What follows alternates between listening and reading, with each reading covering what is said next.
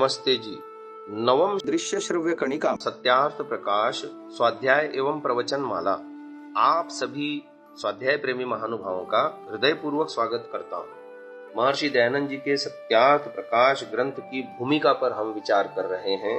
जैसा कि गत दृश्य श्रव्य कणिका में आपको बताने का प्रयास किया कि तत्कालीन भारत में महर्षि दयानंद जी धार्मिक एकता के लिए राष्ट्र में अन्य प्रांतों में जो संशोधन के स्वर उठ रहे थे उसमें सबको एक सूत्र में पिरोने के लिए प्रयास कर रहे थे और वो चाह रहे थे कि जो छोटे छोटे प्रयास हो रहे थे हर एक प्रांत में उसको एक समग्र रूप दिया जाए। तो उसमें जनवरी 1877 में भारत के तत्कालीन गवर्नर जनरल और वाइसराय लॉर्ड लिटन ने महारानी विक्टोरिया को भारत की साम्राज्ञी घोषित किए जाने के उपलक्ष्य में दिल्ली में एक शानदार दरबार का आयोजन किया था।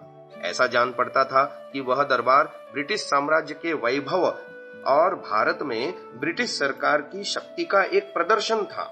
इस दरबार में राजकुल और शासन से संबंध रखने वाले प्रमुख व्यक्तियों के अतिरिक्त भारत के प्रसिद्ध तत्ववेत्ता तथा समाज सुधारक महापुरुष भी आए थे। संतन कहा सीकरी सौ काम पर स्वामी दयानंद भी वहां पहुंचे। सबके आने के कारण अलग अलग थे। स्वामी दयानंद इसलिए गए थे कि वहां पर एकत्र सामाजिक नेता मिलकर चलने का कोई मार्ग निर्धारण करें।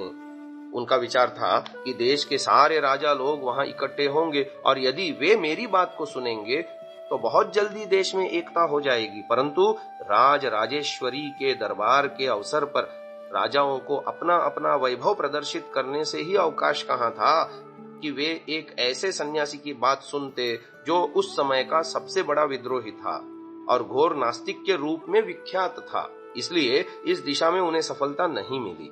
स्वामी दयानंद के दरबार में आने का दूसरा कारण भारत के भिन्न भिन्न प्रांतों से आए सुधारकों से मंत्रणा करना था। इसलिए दरबार में आए हुए समस्त सुधारक नेताओं को उन्होंने अपने निवास स्थान पर आमंत्रित भी किया।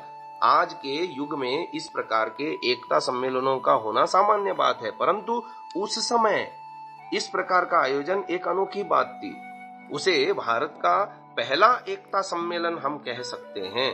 उसमें भारत के सभी सुधारक सम्मिलित हुए थे।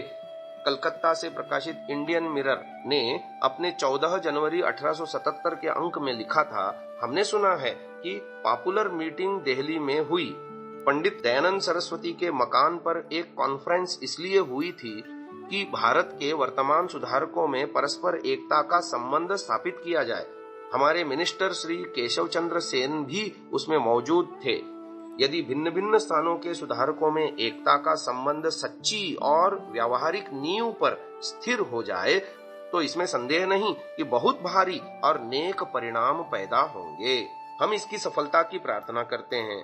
इस सम्मेलन में आमंत्रित नेताओं में प्रमुख थे ब्रह्म समाज के श्री केशव चंद्र सेन, लाहौर के प्रसिद्ध ब्रह्म समाजी नेता श्री नवीन चंद्र राय, मुसलमानों के सर्वाधिक प्रतिष्ठित नेता सर सैयद अहमद खां, राय बहादुर श्री गोपाल राव हरि देशमुख पुणे, प्रसिद्ध वेदांती मुंशी कन्हैयालाल अलगधारी लुधियाना, मुंशी इंद्रमणि मुरादाबाद, बाबू हरिश्चंद्र चिंतामणि मुंबई और पंडित मनफूल।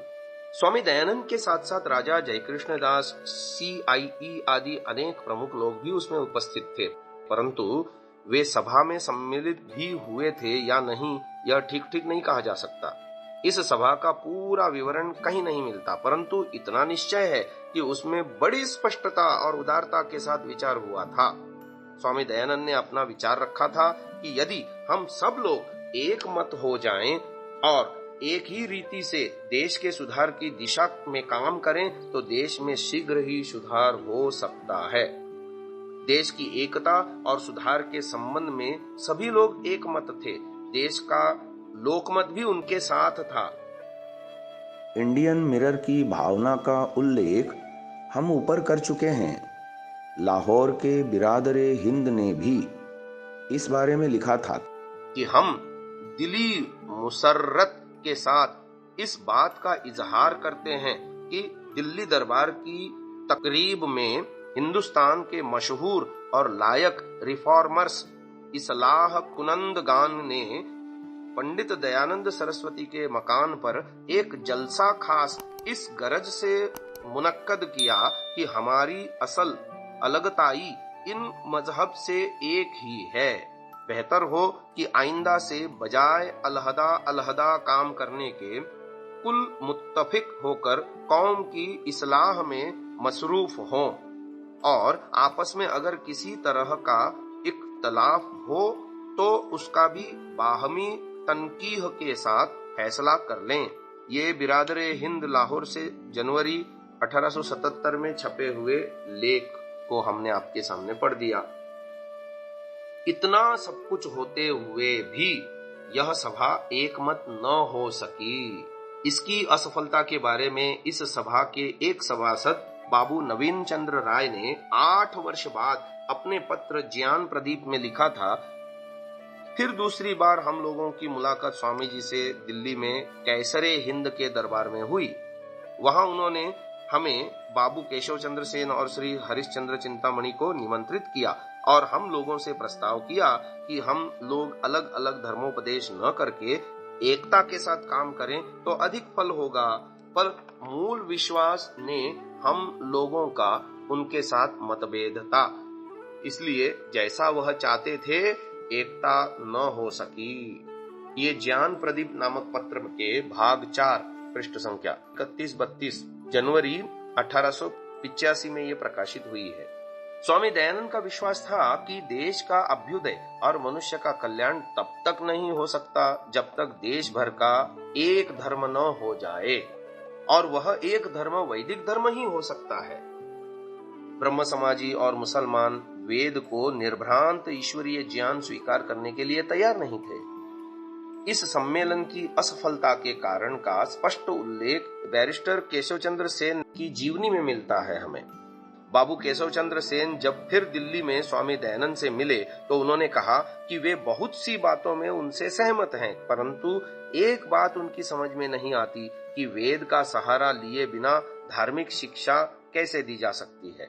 ये P.S. बसु द्वारा लिखित life and words of Keshav Chandra Sen, इसकी पृष्ठ संख्या 328 पर ये शब्द अंकित हैं। इस प्रकार इस सम्मेलन का जहाज वेद की अपौरुषेयता तथा निर्दोषता पर आकर टकरा गया।